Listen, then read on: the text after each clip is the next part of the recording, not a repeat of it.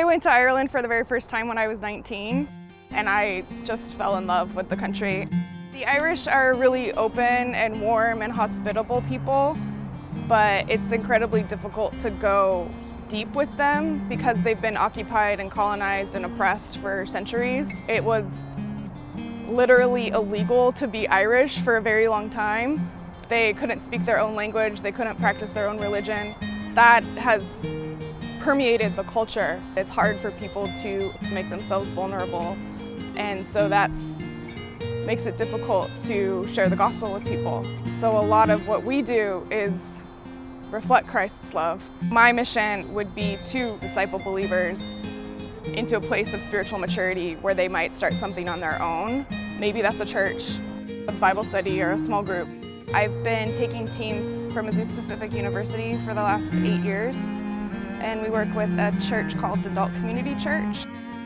Trish and Andy were called to Dundalk to plant this church.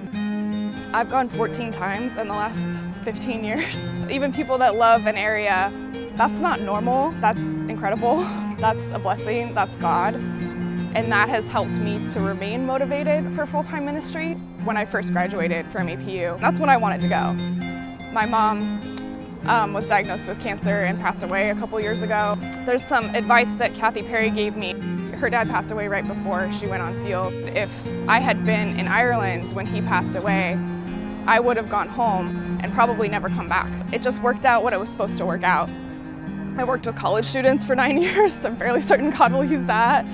I've managed a business. I took care of my sick mom for 5 years, and I'm fairly certain God will use that. Talking to people about Ireland for the last 9 years has allowed me to have a lot of different stories to tell, and a lot of different ways that God has provided for us.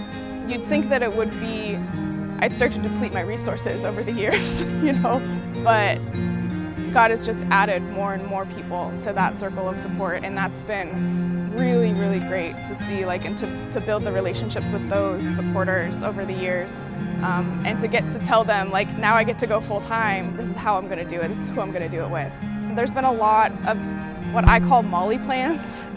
Serving with EFM is God's plan.